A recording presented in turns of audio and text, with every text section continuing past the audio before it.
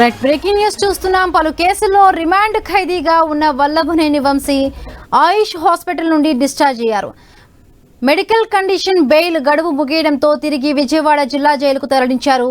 3 రోజులుగా వైద్య పరీక్ష నిర్వహించిన డాక్టర్లు ఊపిరితిత్తుల్లో ఇన్ఫెక్షన్ వచ్చినట్టు తెలిపారు. చికిత్స అందించి హాస్పిటల్ నుండి డిశ్చార్జ్ చేశారు.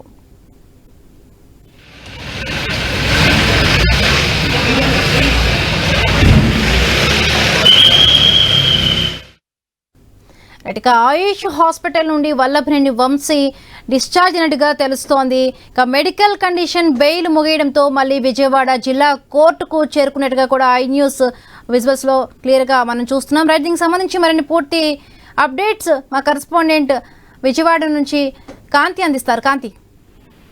హిమబిందు, విజయవాడ ఆయుష్ హాస్పిటల్ నుంచి మాజీ ఎమ్మెల్యే వల్లభనేని వంశీ డిశ్చార్జ్ అయ్యారు. సత్యవర్ధన్ కిడ్నాప్ కేసులో అరెస్ట్ అయినటువంటి వంశీ ఆ తర్వాత కొన్ని కేసులు, నకిలీ ఇళ్ల పట్టాల కేసులతో పాటు కొన్ని కేసులలో ఆయనకు రిమాండ్ పొడిగిస్తూ వచ్చింది కోర్టు. ఈ నేపథ్యంలో ఆయన తీవ్ర అస్వస్థతకు గురవడంతో పాటు అనారోగ్య సమస్యలతో బాధపడుతున్నట్టు ఆయన కోర్టుకు తెలియచేయడంతో కోర్టు ఆదేశాల నేపథ్యంలో 3 రోజుల క్రితం ఆయుష్ హాస్పిటల్లో వంశీని జాయిన్ చేశారు. అయితే దీంతో శ్వాస సంబంధమైన సమస్యకు వైద్యులు చికిత్స చేశారు. ప్రస్తుతం సాధారణ పరిస్థితికి వచ్చినటువంటి వంశీని జిల్లా జైలుకు తరలించారు. అయితే వంశీ ఆరోగ్య పరిస్థితి పైన ఈ నెల 5న కోర్టులో వైద్యులు పూర్తి రిపోర్ట్ ను అందించబోతూ ఉన్నారు. అయితే వల్లభనేని వంశీ ఆయుష్ హాస్పిటల్ నుంచి జిల్లా జైలుకి తరలించడం జరిగింది. అయితే